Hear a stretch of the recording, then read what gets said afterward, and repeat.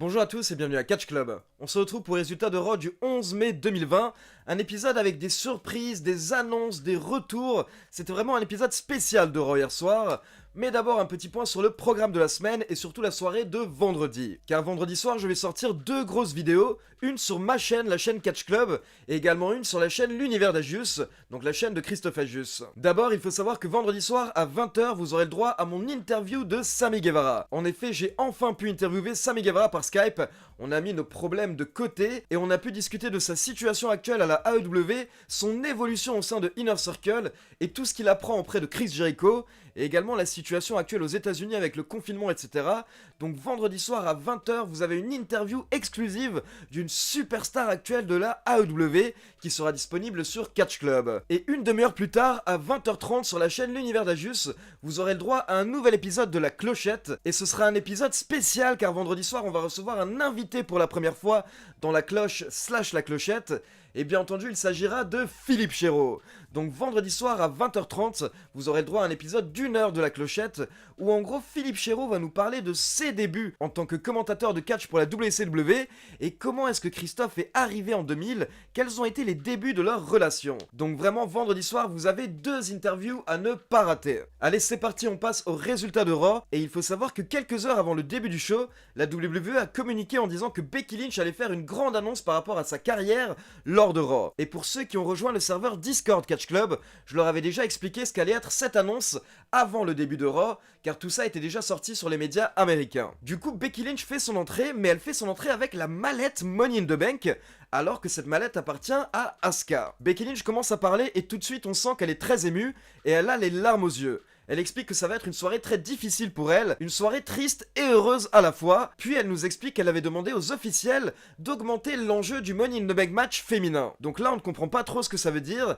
mais elle va l'expliquer dans un instant. Becky Lynch nous parle de sa carrière et elle nous explique que quand elle est arrivée au Performance Center en 2013, à la base, elle ne connaissait personne et elle ne savait pas si elle allait réussir à la WWE. Lynch ne savait pas si les fans allaient être intéressés par cette Irlandaise avec une grande gueule, mais au final, les fans l'ont portée sur leurs épaules et grâce aux fans, elle a pu écrire l'histoire. Donc elle souhaitait que les fans l'entendent de sa bouche, elle souhaitait être celle qui va l'expliquer aux fans, elle va devoir s'absenter pour un moment. À ce moment-là, Asuka fait son entrée et elle dit à Becky Lynch que cette mallette lui appartient. Mais Becky Lynch nous rappelle que Asuka l'a battue à une époque où personne n'arrivait à la battre. Puis Becky Lynch dit qu'elle est heureuse que ce qui va arriver arrive à Asuka, car Asuka est la meilleure catcheuse au monde depuis longtemps. Becky Lynch nous dit que le Money in the Bank ladder match féminin n'était pas seulement une opportunité, en fait c'était beaucoup plus que ça. Puis Lynch ouvre la mallette Money in the Bank, donc la mallette qui appartient à Asuka, et dans la mallette, il y a la ceinture de Becky Lynch, donc la ceinture de championne de Raw. Et Becky Lynch nous explique qu'en fait, le Money in the Bank ladder match féminin qui a eu lieu dimanche soir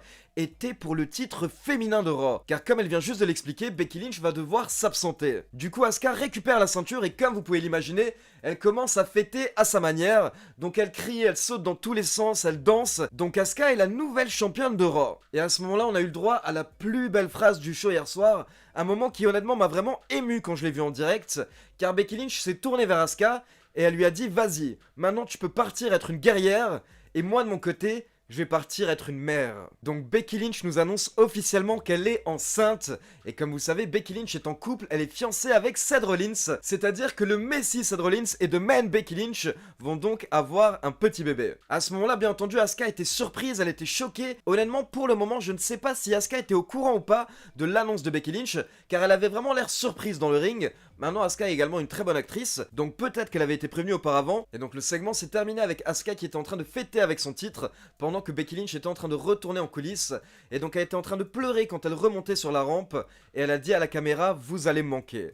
Car on peut imaginer pour Becky Lynch que forcément elle est très heureuse de devenir maman, mais en même temps c'est difficile de mettre sa carrière sur le côté, quand clairement Becky Lynch est en train de devenir l'une des plus grandes catcheuses de l'histoire de la WWE et du catch en général. Mais comme l'a expliqué Roman Reigns récemment, la famille et les enfants passent avant tout. Et une fois que Becky Lynch est en coulisses, on a eu le droit à une petite interview, mais tout de suite tous les catcheurs sont venus la féliciter, et on a eu le droit à un beau moment avec les Street Profits, Bianca Belair, Ricochet, Rey Mysterio, Dana Brooke, R-Truth, Akira Tozawa, etc.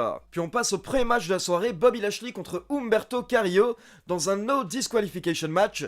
Donc un match sans disqualification. Du coup forcément les catcheurs ont utilisé une chaise durant le match, mais ils n'ont pas abusé au niveau de l'utilisation des armes. Et à la fin, Carrillo a tenté un saut, un springboard vers Bobby Lashley, mais Lashley l'a attrapé dans un full Nelson pour la victoire. Puis on a le droit à un petit extrait, un teaser d'une vidéo qui a été tournée plus tôt aujourd'hui, où on voit les Street Profits et les Viking Raiders qui se préparent, car apparemment plus tard ce soir ils vont s'affronter dans un basket match. Donc un match de basketball. Et on peut voir bien entendu que les Street Profits sont bien préparés, mais par contre les Viking Raiders ne connaissent pas les règles du basketball et ils n'ont pas l'air de vraiment maîtriser la balle. Puis on retrouve Asuka en coulisses pour une interview avec Charly Caruso, et comme d'habitude Asuka nous parle en japonais, mais elle est très rapidement rejointe par Kairi Sane, son ancienne partenaire, et les deux catcheuses commencent à fêter dans tous les sens. Puis on passe en coulisses et on voit Zelina Vega avec ses poulains, Angel Garza, Andrade et Austin Theory, et les trois sont en train de s'engueuler, donc on peut voir que les choses ne se passent pas bien au sein de l'écurie de Zelina Vega. Et ça nous mène au second match de la soirée, Angel Garza accompagné par Zelina Vega, Andrade et Austin Theory contre Akira Tozawa. Angel Garza a remporté le match en environ 3 minutes avec son Wing Clipper, et pendant qu'il effectuait le tombé, il fixait en même temps Austin Theory. Et après le match, les trois catcheurs se sont à nouveau retrouvés dans le ring, et ils étaient en train de s'engueuler, mais ils ont été interrompus par l'entrée du champion WWE, Drew McIntyre. McIntyre s'est d'abord débarrassé de Austin Theory puis de Angel Garza avec des Claymore Kicks pendant que Andrade était en train de se marrer, mais au final Andrade a confronté Drew McIntyre et ça va donc nous mener au prochain match de la soirée, Andrade contre Drew McIntyre. Pour rappel, on a vu ce match il y a 4 semaines déjà à Raw. Et au final, le match n'a pas réellement été différent. Drew McIntyre a plutôt dominé et il a battu Andrade en environ 9 minutes avec son Claymore Kick. Et attention, après le match, on a le droit à une nouvelle annonce de la part de Drew McIntyre, car pour info, hier soir, la WWE a mis une nouvelle règle en place. Il s'agit du Brand to Brand Invitation. Drew McIntyre nous explique que grâce à cette règle, un brand peut inviter un catcheur d'un autre show, et il se trouve que Raw a invité un catcheur de SmackDown, et ce catcheur a accepté. Drew McIntyre nous dit que cette personne est un être humain horrible que tout le monde déteste. Donc le champion nous dit que la semaine prochaine on aura le droit à Drew McIntyre contre King Corbin lors de Raw. On passe à nouveau en coulisses et on retrouve MVP avec Bobby Lashley. MVP complimente Lashley, il dit que son full Nelson était vraiment très impressionnant et MVP ne comprend pas pourquoi est-ce que Lashley se retrouve face à Humberto Carrillo alors qu'il devrait plutôt affronter Drew McIntyre. MVP précise que Lashley n'a pas eu de match pour le titre WWE depuis 2007, l'année où justement MVP a démarré à la WWE. MVP explique à Lashley qu'il se bloque lui-même. Bobby Lashley a un blocage dans la tête, donc MVP lui demande quand est-ce qu'il va enfin se lâcher. Puis MVP dit qu'il doit aller se préparer pour son match, et quand il quitte Bobby Lashley, il croise Lana. Et MVP dit à Lana que si jamais Bobby Lashley cherche une issue de secours, alors à ce moment-là, MVP pourrait peut-être le manager. Du coup, Lana pète un câble et elle commence à crier de manière limite inexplicable. Puis on retrouve les championnes par équipe Alexa Bliss et Nikki Cross pour le talk show A Moment of Bliss, mais très rapidement elles sont interrompues par les Iconics,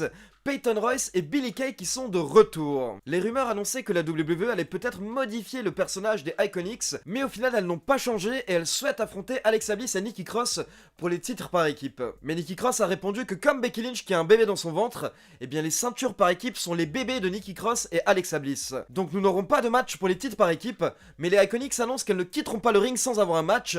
Donc on passe au 4e match de la soirée avec les championnes par équipe Alexa Bliss et Nikki Cross contre les Iconics mais dans un match qui n'est pas pour le titre. Et heureusement que c'était un non-title match, car ce sont bien les Iconics qui ont battu les championnes en titre en effectuant le tombé sur Alexa Bliss en environ 5 minutes. Donc directement les Iconics se placent comme challengers pour les titres par équipe. Puis on retrouve Rey Mysterio en coulisses pour une interview, et Mysterio nous explique qu'il se sent bien malgré sa chute lors de Money in the Bank, car pour rappel, Baron Corbin avait jeté Rey Mysterio et Aleister Black du toit des bureaux de la WWE. Mais Rey Mysterio nous explique qu'en fait ils ne sont pas tombés tout en bas, car en réalité il y avait un second toit, donc ils ont simplement fait une chute d'environ 1 mètre ou 2. Comme ça nous explique au moins directement pourquoi est-ce que Rey Mysterio et Aleister Black ne sont pas décédés d'un point de vue storyline. Rey Mysterio était en train de parler du match qu'il va avoir ce soir, car pour info, Rey Mysterio et Aleister Black vont affronter Seth Rollins et Murphy un peu plus tard.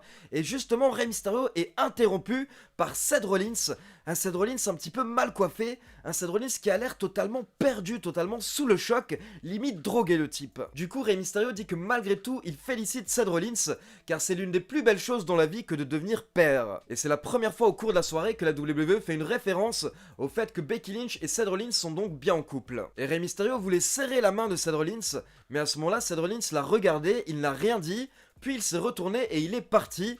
pendant que Rey Mysterio n'a pas compris sa réaction. Puis on passe au 5e match de la soirée avec Cedric Alexander, Ricochet et R-Truth contre MVP, Brandon Vink et Shane Thorne. Il faut savoir que R-Truth s'amusait un petit peu avec le match, il mettait des fausses dents et il interprétait un personnage qu'il appelle Pretty Ricky. Donc vers la fin du match, MVP a attaqué R-Truth, il a pris ses fausses dents, il les a données à l'arbitre, mais derrière, Truth a pu lui porter son faceplant, qu'il a d'ailleurs raté à moitié, pour la victoire. Mais attention, car directement après le match, on a le droit à l'entrée de Bobby Lashley. Bobby Lashley qui monte sur le ring et qui spire directement R-Truth. Puis Lashley demande à MVP s'il souhaite parler à R-Truth, et il le place dans la position de Full Nelson, pendant que MVP lui porte un gros kick. Puis Lashley se tourne vers MVP, et il lui dit qu'il faut qu'il parle. Donc MVP et Bobby Lashley repartent ensemble. Par contre, Brandon Vink et Shane Thorne n'étaient plus avec eux. Puis on passe en coulisses pour une interview de Jinder Mahal avec Charlie Caruso. Mahal nous mentionne qu'il est de retour après 10 mois d'absence suite à une opération du genou.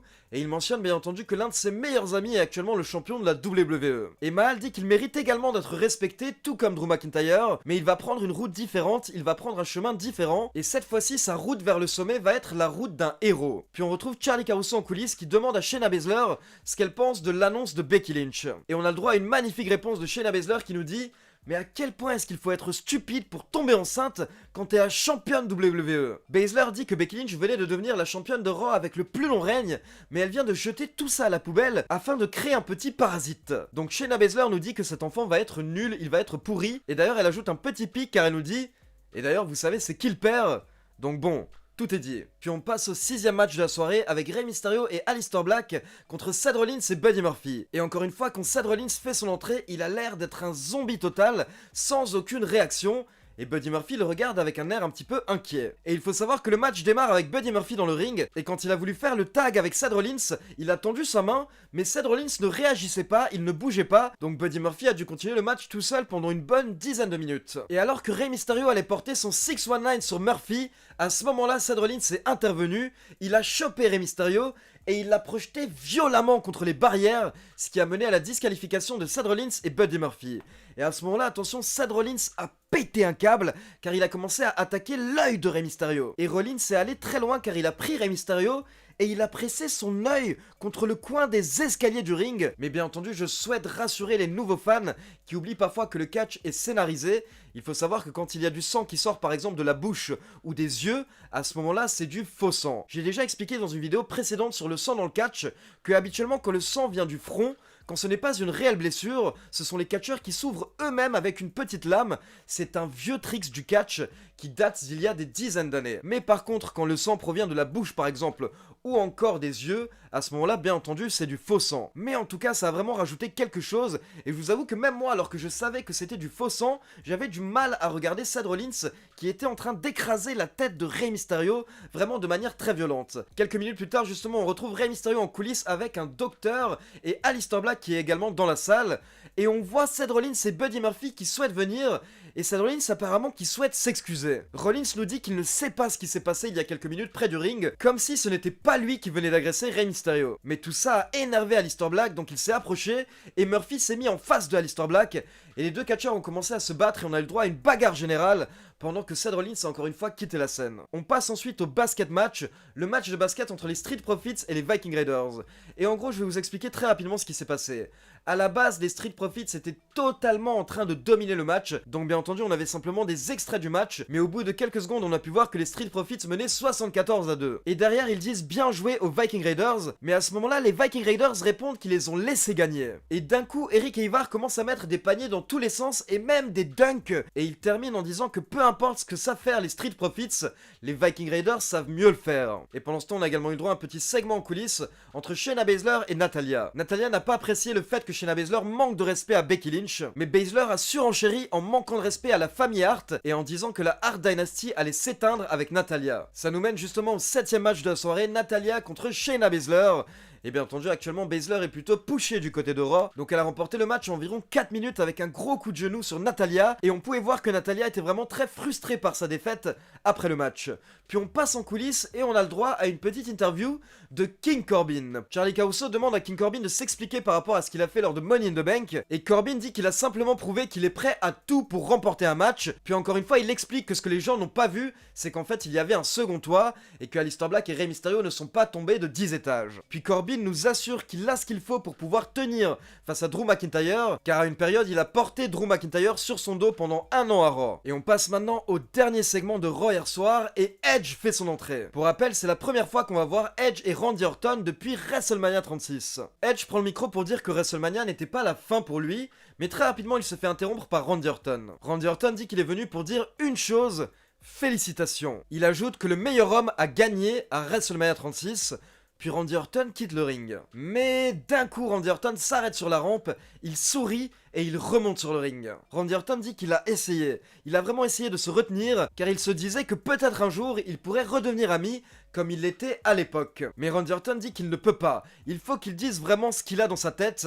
Et à ce moment-là, il se retourne vers Edge. Il dit que certes, à WrestleMania 36, le meilleur homme a gagné, mais par contre, ce n'est pas le meilleur catcheur qui a gagné. Et Orton explique ses propos en disant que Edge a effectué son retour lors du Royal Rumble, car il pouvait se cacher derrière 29 autres catcheurs. Puis encore une fois, à WrestleMania 36, comme c'était un last standing match, Edge a pu utiliser des armes, c'était clairement une bagarre, plus qu'un match de catch. Et même si Randy Orton ne s'est pas relevé avant le compte de 10, eh bien au moins lui, il ne lui a pas fallu 9 ans avant de pouvoir remonter dans les rings. Donc Randy Orton explique que clairement le Royal Rumble match et le Last Man Standing match ne sont pas des matchs traditionnels, et donc il est persuadé qu'en fait Edge n'a plus de feu en lui. Il n'a plus vraiment le catch en lui. Orton nous dit qu'il connaît Edge depuis très longtemps, et il connaît ce regard qu'a Edge actuellement.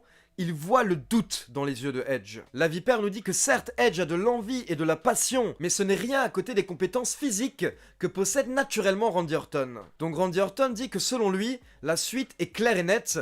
Il faut qu'il y ait un Randy Orton contre Edge à Backlash, le prochain pay-per-view, dans un match de catch traditionnel. Et Charlie Caruso monte dans le ring à ce moment-là pour demander à Edge s'il a une réponse au défi de Randy Orton, mais Edge ne répond pas. Il a l'air un petit peu dans le doute, il a l'air un petit peu confus. Et malheureusement à ce moment-là, Charlie Caruso nous dit une grosse connerie. Elle nous dit que certes Edge n'a pas répondu, mais si jamais il accepte, on aura peut-être le plus grand match de catch de tous les temps. Et le show se termine avec Edge qui ne répond toujours pas et qui regarde un petit peu autour de lui dans le vide. Il n'ose pas répondre à Randy Orton, car apparemment il doute en ses capacités de catcheur. Et honnêtement, je voudrais vraiment féliciter Randy Orton par rapport à cette promo, parce que Randy Orton a carrément réussi à rendre un simple match de catch sans stipulation spécial. C'est ça le génie de Randy Orton, car là en gros, il demande à Edge de l'affronter dans un match simple, c'est-à-dire un match sans armes, un match comme on en voit chaque semaine en fait à Raw et SmackDown, mais Randy Orton a fait une promo tellement génialissime qu'il a réussi à donner de l'importance à un simple match de catch. Par contre, derrière, ce qui est dommage, c'est que tout de suite la WWE nous survend le match en nous disant que ça risque d'être le plus grand match de tous les temps. Donc c'est dommage de placer les attentes des téléspectateurs beaucoup trop hautes, parce que derrière, forcément, on sera déçu si on n'a pas un match incroyable entre Edge et Randy Orton. Maintenant, bien entendu, c'est à vous, n'hésitez pas à me donner vos avis dans les commentaires. Et bien entendu, comme d'habitude, n'oubliez pas de liker la vidéo, de vous abonner à la chaîne et de cliquer sur la petite cloche pour être informé de la sortie des prochaines vidéos. Ciao tout le monde!